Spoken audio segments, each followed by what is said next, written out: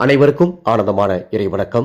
ஆன்மீக சிவ சொந்தங்களே, 108 பணவசிய சூட்சமங்களில் இன்னைக்கு நம்ம பார்க்க போகிற சூட்சமம் 14.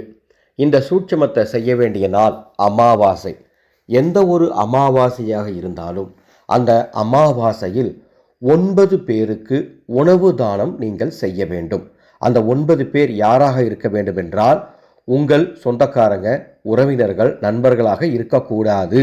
அந்த 9 பேரும் ஆதரவற்றவர்களாக இருக்க வேண்டும். வறுமை நிலைக்கு கீழே இருக்கவங்களாக இருக்க வேண்டும். உங்களுக்கு முகம் தெரியாத யாரோ ஒருவராக இருக்க வேண்டும், அல்லது ஆதரவற்ற பிள்ளைகளாக இருக்க வேண்டும். அப்படி 9 பேரை தேடி ஒவ்வொரு அமாவாசையிலையும் அவங்களுக்கு வயிறார சாப்பாடு வாங்கி கொடுங்க. முகம் தெரியாத 9 பேருக்கு அமாவாசை திதியில் சாப்பாடு வாங்கி தரும் அத்துணை பேருக்கும் முன்னோர்களின் அருளால் பண ஈர்ப்பு, பண வசியம் ஏற்படும். அதனால தான் நமது ஆனந்தொளி அறக்கட்டளை அன்னசேவா என்ற ஒரு அமைப்பை உருவாக்கி, அந்த அமைப்பின் மூலமாக ஒவ்வொரு நாளும் நாங்கள் எங்களால் முடிந்த அளவுக்கு ஆதரவற்ற பிள்ளைகள், ஆதரவற்ற முதியோர்கள் இருக்கக்கூடிய காப்பங்களுக்கு சென்று உணவு தானம் எங்கள் கரங்களாலேயே செய்து கொண்டிருக்கின்றோம். இந்த புனிதமான சேவைக்கு நீங்கள் உதவி செய்ய முன்வாருங்கள். நிச்சயம் உங்கள் குடும்பத்திற்கு பணவசியம் ஏற்படும். டிஸ்பிளேல எங்களது அறக்கட்டளையுடைய Google Pay number, PhonePe number கொடுத்துருக்கேன்.